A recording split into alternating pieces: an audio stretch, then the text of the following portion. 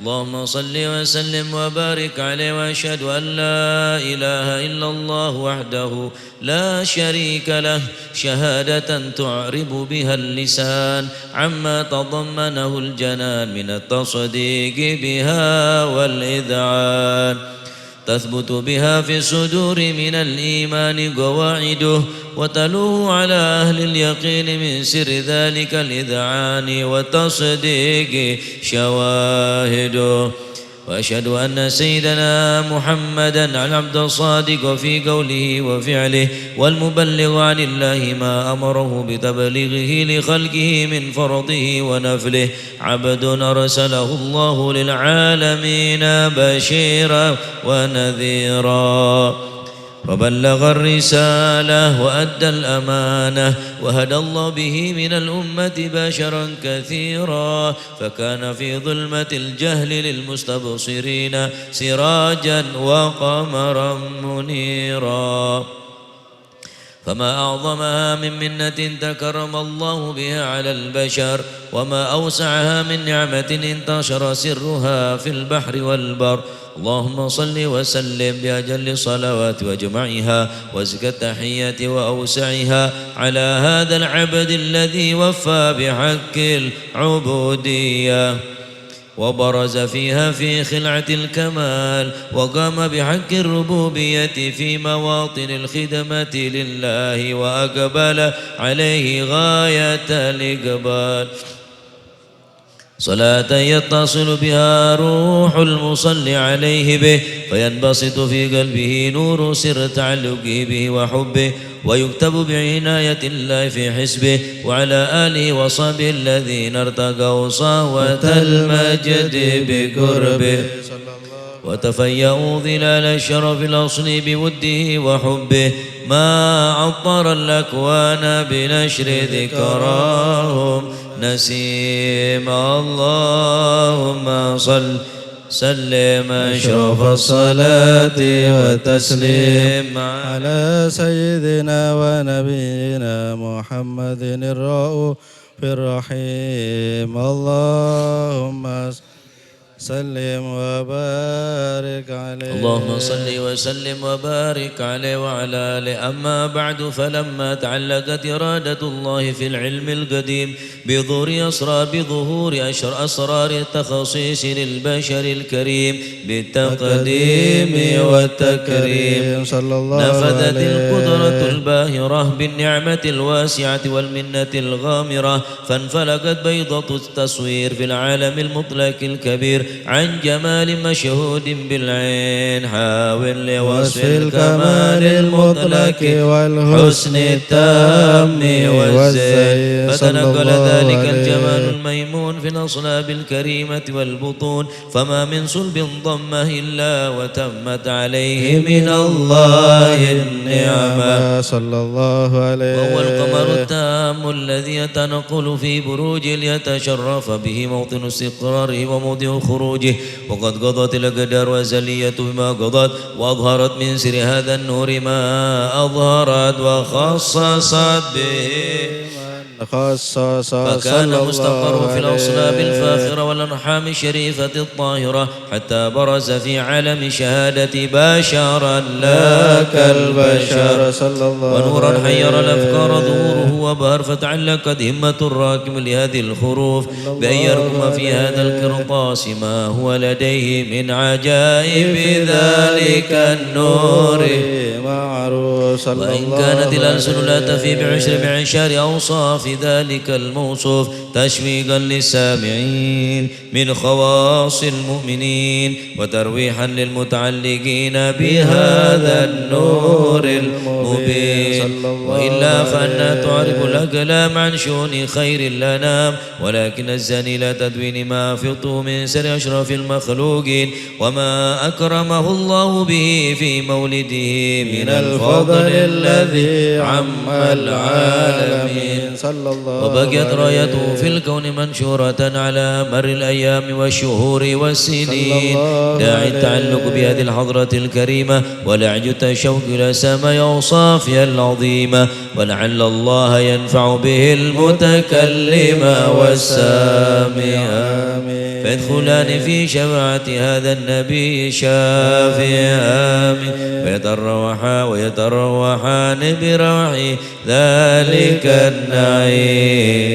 اللهم صل وسلم أشرف الصلاة والتسليم على سيدنا ونبينا محمد الرؤوف الرحيم. اللهم صل وسلم وبارك عليه اللهم صل وسلم وبارك عليه. صلى الله عليه وقد آن للقلم أن يحط ما حركت فيه الأنامل صلى الله بما استفاده الفم من صفات هذا العبد المحبوب الكامل صلى الله وشمائله التي هي أحسن الشمائل. وهنا سنن نثبت ما بلغ إلينا في شأن هذا الحبيب من أخبار وآثار صلى الله عليه ليتشرف بكتابته القلم والقرطاس وتتنزه في حدائق الأسماء والأبصار. صلى الله وقد بلغنا في الأحاديث المشهورة أن أول شيء خلقه الله والنور المودع في هذه السورة.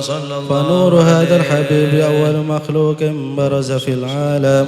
ومنه تفرع الوجود خلقا بعد خلق فيما حدث وما تقادم.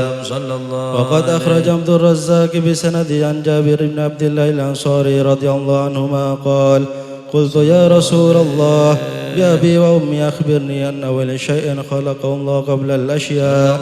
قال: يا جابر إن الله خلق قبل الأشياء نور نبيك محمد صلى الله عليه وسلم من نور.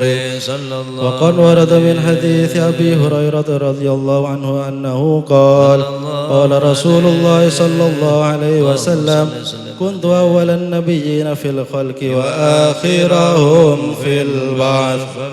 وقد تعددت الروايات بأنه أول الخلق وجودا وأشرهم مولودا. فلما كانت السعادة الأبدية لها ملاحظة خفية اختصت من شاءت من البرية بكمال الخصوصية فاستودع عن هذا النور المبين أصلاب بطون من شرف من العالمين. فتنقل هذا النور من صلب آدم ونوح وإبراهيم حتى أوصلته يد العلم القديم إلى من خصصته بتكريم أبيه الكريم عبد الله بن عبد المطلب ذي القدر العظيم وأمه التي هي في المخاوف آمنة السيدة الكريمة آمنة. فتلقاه صلب عبد الله فألقاه إلى بطنها فضمت أنشاؤها بمعونة الله محافظة على حق هذه الترة وصونها فحملته برعاية الله كما ورد عنها حملا خفيفا لا تجد له ثقلا ولا تشكو منه ألما ولا عللا حتى مر الشهر بعد الشهر من حمله وقرب وقت بروزه إلى عالم الشهادة لتنبسط على أهل هذا العالم فيوضات فضله وتنتشر فيه آثار مجده الصميم. اللهم صل وسلم أشرف الصلاة والتسليم على سيدنا ونبينا محمد الرؤوف الرحيم. اللهم صل وسلم وبارك عليه. اللهم صل وسلم وبارك عليه وعلى آله. ومنذ علقت به هذه الدرة المكنونة والجوهرة المصونة والكون كله يسبح ويمسي في سرور وابتهاج صلى الله عليه بقرب ظهور إشراك هذا السراج والعيون متشوفة إلى بروزه ومتشوقة إلى التقاط جواهر كنوزه صلى الله عليه. وكل دابة لقريش نطقت بفصيح العبارة معلنة بكمال البشارة وما من حامل حملت في ذلك العام إلا أتت في حملها بغلام من بركات والسعادة هذا الإمام صلى الله عليه ولم تزل الأرض والسماوات متضمخة بعطر الفرح بملاقاة أشرف البريات وبروزه من عالم الخفاء إلى عالم الظهور بعد تنكله في البطون والظهور صلى الله عليه فأظهر الله في الوجود بهجة التكريم وبسط في العالم الكبير مائدة التشريف والتعظيم ببروز هذا البشر الكريم اللهم صل وسلم أشرف الصلاة والتسليم على سيدنا ونبينا محمد الرؤوف الرحيم اللهم صل وسلم وبارك اللهم صل وسلم وبارك عليه وعلى آله فحين قرب أوان وضع هذا الحبيب أعلنت السماوات والأرضون ومن فيهن بالترحيب وامطار الجود لله على أهل الوجود تثيج والسنة الملائكة بالتبشير للعالمين تعز سبحان الله والحمد لله ولا إله إلا الله والله أكبر سبحان الله والحمد لله إلا الله والله أكبر سبحان الله والحمد لله ولا إله إلا الله والله أكبر والقدرة كشفت كناع هذا المستور ليبرز نوره كاملا في عالم الظهور نورا فاق كل نور صلى الله وأنفذ الحق حكم على من أتم الله عليه النعمة من خواص الأمة أن يحضر عند وضعه أمة تأنيسا لجنابها المسعود ومشاركة لها في هذا السماط الممدود فحضرت بتوفيق الله سيدة مريم وسيدة آسيا ومعهما من الحور العين من قسم الله له من الشرف بالقسمة الوافية فأتى الوقت الذي رتب الله على حضوره وجود هذا المولود فانفلق سبح الكمال من النور عن أمود وبرز الحامد المحمود مذعنا لله بالتعظيم والسجود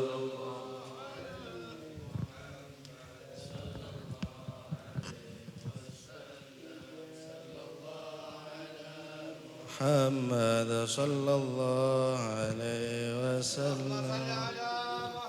اللهم صل عليه أشرق الكون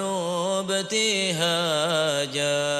بوجود المصطفى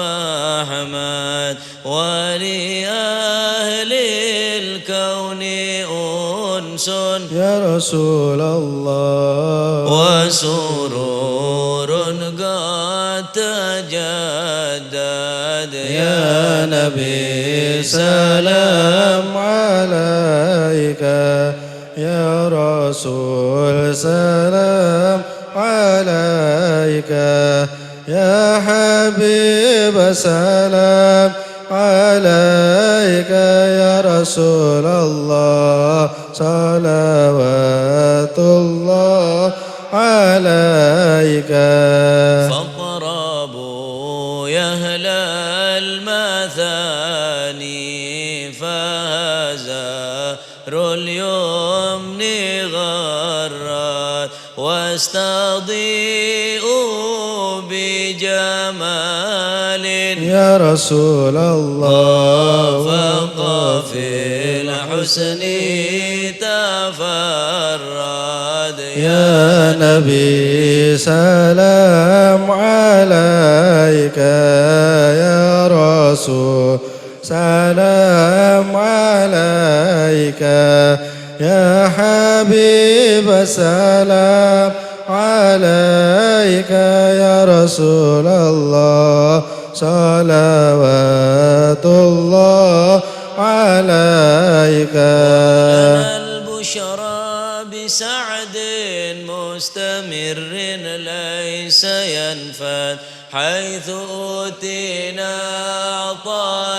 جمع الفخر المؤبد يا نبي سلام عليك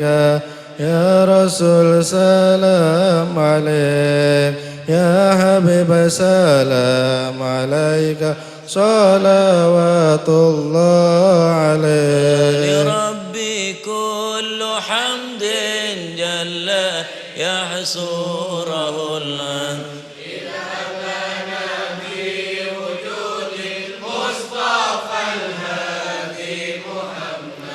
يا نبي سلام عليك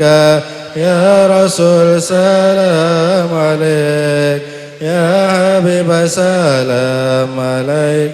صلوات الله عليك مرحبا يا رسول الله أهلا مرحبا إن بك نسعد مرحبا مرحبا يا نور العين مرحبا مرحبا جد الحسين مرحبا وبجاهه مرحبا جود وبلغ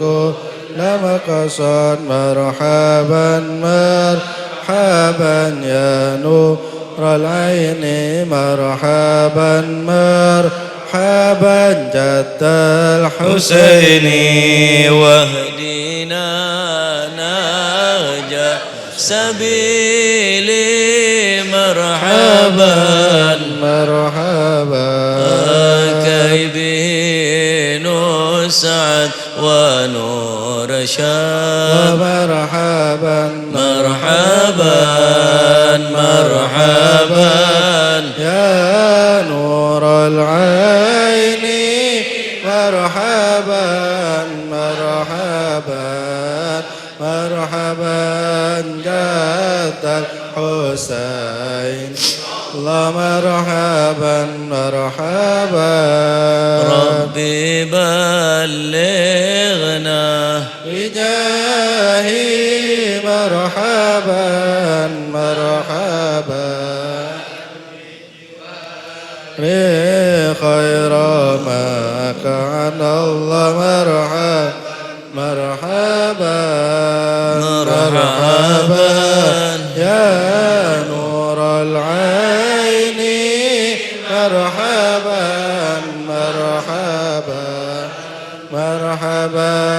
جد الحسين الله مرحبا مرحبا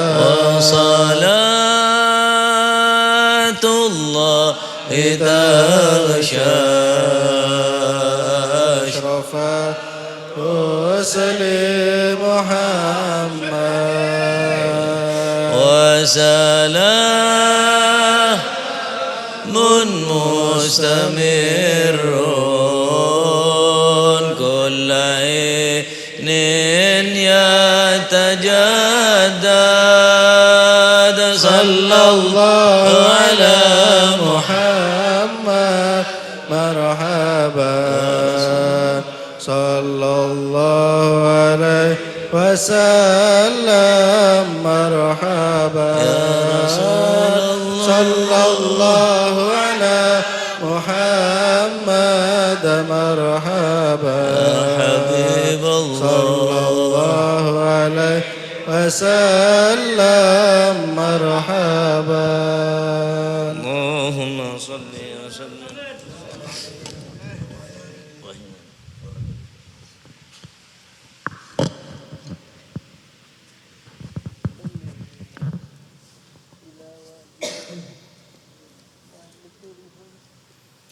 اللهم صل وسلم وبارك عليه ولقد اتصف صلى الله عليه وسلم من محاسن الأخلاق بما تطيق عن كتابته بطون الأوراق صلى الله عليه وسلم اللهم صل الناس وسلم خلقا وخلقا صلى الله عليه مكارم رم الأخلاق سبقا صلى الله عليه المؤمنين حلما ورفقا برا رؤوفا لا يقول ولا يفعل إلا معروفا صلى الله عليه له الخلق السهل واللفظ المحتوي على المعنى الجزل إذا دعاه المسكين أجابه إجابة معجلة صلى الله وهو الأب الشفيق الرحيم باليتيم والأرملة وله مع سهولة أخلاقه الهيبة القوية التي ترتعد منها فرائس الأقوياء من البرية ومن نشر طيبه تعطرت الطرق والمنازل وبأرف ذكره تطيبت المجالس والمحافل فهو صلى الله عليه وسلم جامع الصفات الكمالية والمنفرد في خلقه وخلقه بأشرف خصوصية فما من خلق في البرية محمود إلا وهو متلقى عن زين الوجود أجملت في وصف الحبيب وشأني وله العلا في مجدي ومكاني أوصاف عز قد تعالى مجدها أخذت على نجم السهاب عناني وقد انبسط القلم في تدوين ما أفاد العلم من وقائع مولد النبي الكريم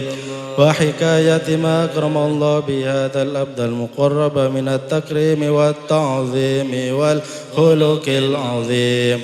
فحسن مني أن أمسك إنة الكلام في هذا المقام وأقرأ السلام على سيد الأنام السلام عليك أيها النبي ورحمة الله وبركاته السلام عليك أيها النبي ورحمة الله وبركاته السلام عليك أيها النبي ورحمة الله وبركاته وبذلك يحسن الختم كما يحسن التقديم فعليه أفضل الصلاة والتسليم اللهم صل وسلم أشرف الصلاة وتسليم على سيدنا ونبينا محمد الرؤوف الرحيم اللهم صل وسلم وبارك عليه اللهم صل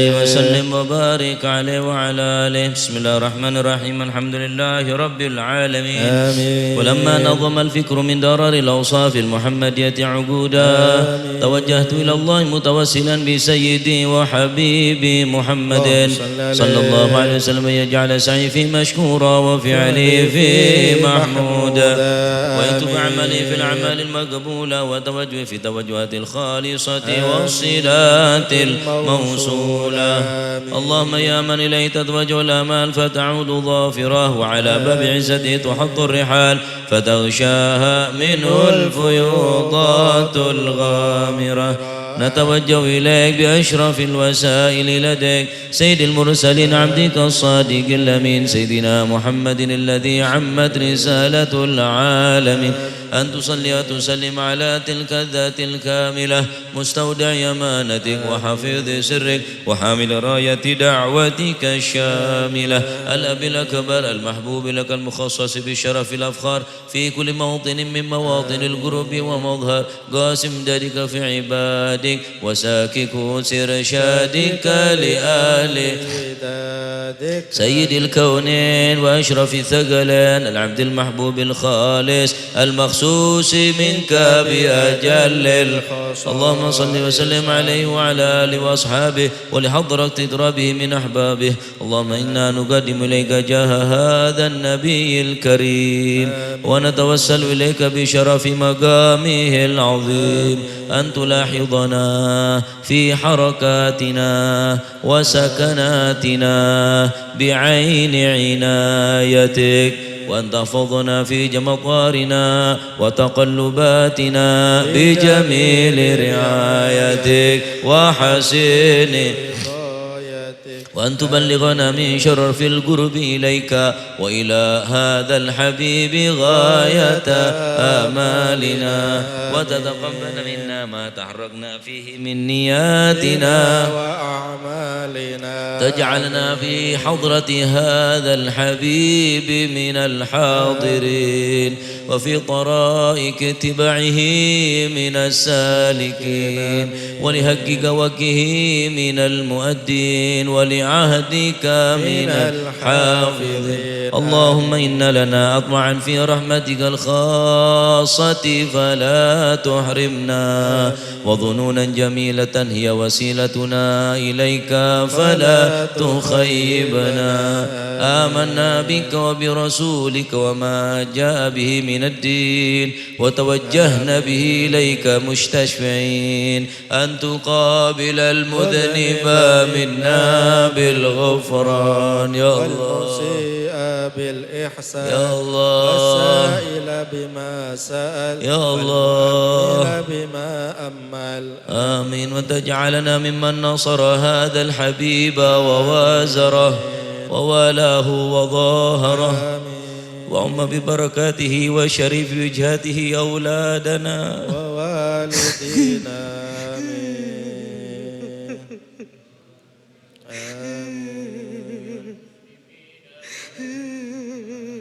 والمؤمنين والمؤمنات آمين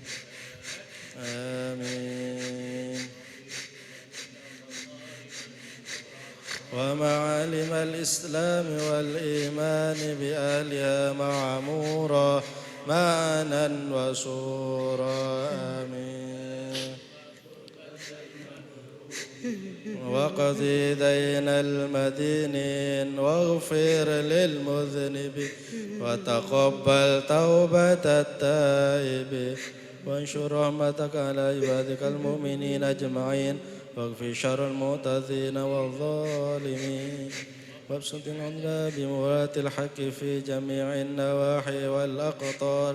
وأيدهم بتأييد من عندك ونصر على المعاندين من منافقين والكفار واجعلنا يا رب في الحصن الحصين من جميع البلايا واجعلنا يا رب في الحصن الحصين من جميع البلايا واجعلنا يا رب في الحصن الحصين من جميع البلايا وفي الإرز المكين من الذنوب والخطايا وأدمنا في العمل بطاعتك والصدق في خدمتك قائمين وإذا توفيتنا فتوفنا مسلمين مؤمنين واختم لنا منك بخير أجمع